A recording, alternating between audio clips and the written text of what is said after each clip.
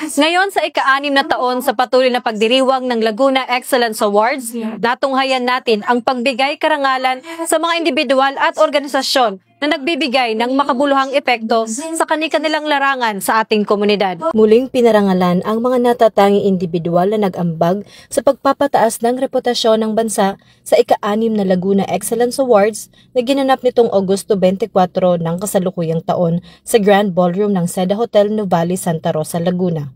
Kinilala sa taunang kaganapan ang mga individual na nagsilbing huwaran dahil sa kanilang husay at dedikasyon sa kani-kanilang larangan.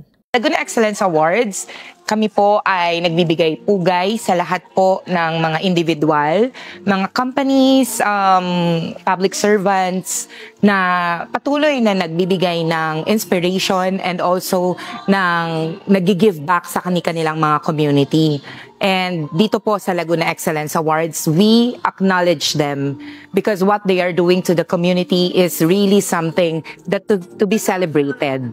So, maraming salamat po sa patuloy na pagtitiwala at pagsuporta sa Laguna Excellence Awards. And to all the awardees po ng Laguna Excellence Award, we are all proud of you and may you continue to inspire a lot of people. Kabilang sa mga ginawaran ng parangal para sa third set of awards for excellence in public service ang ilang opisyal at kawani mula sa Philippine National Police. Binigyang pagkilala sina Police General Nicolas Torre III, Chief PNP, Police Brigadier General Marvin Joe Saro, Director ng Police Community Affairs and Development Group. Kasama sina Police Lieutenant Colonel Brenda Garcia, OIC ICDD, Police Captain Nomer C. Macaraig. Nakatanggap din ng award ang production section ng ICDD PKG sa kanilang mga programang Police at Your Service at Police News Network na tinanggap ni Police Captain Cherry T. Vicente, Team Leader ng TV and Radio Production ng PNP News and Public Affairs Unit, at NUP Loreto Concepcion. Isa pong malaking karangalan ang mapabilang na bilang awardee dito sa 6th Laguna Excellence Award. At kami po ay nagpapasalamat sa award-giving body na to dahil binigyan nila ng importansya ang ating kapulisan na mapabilang sa karangalan na ito. At sa aking mga kapwa-pulis, sana ipagpatuloy natin ang magandang serbisyo at alam natin na inaasahan po tayo ng ating mga kababayan. Kaya ating pagbutihin at ating siguruhin yung ating 5 minutes response policy.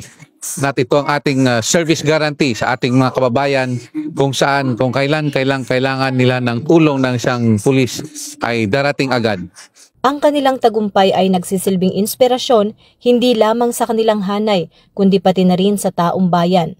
Ang kaganapan na ito ay hindi lamang isang pagdiriwang ng tagumpay, kundi pagpapakita rin na posible ang pagkamit sa pangarap sa pamamagitan ng sipag at tiyaga. Ang mga pinarangalan ay nagsisilbing gabay para sa mga susunod na henerasyon na nagpapatunay na ang paglilingkod ng may integridad at husay ay lubos na pinahahalagahan.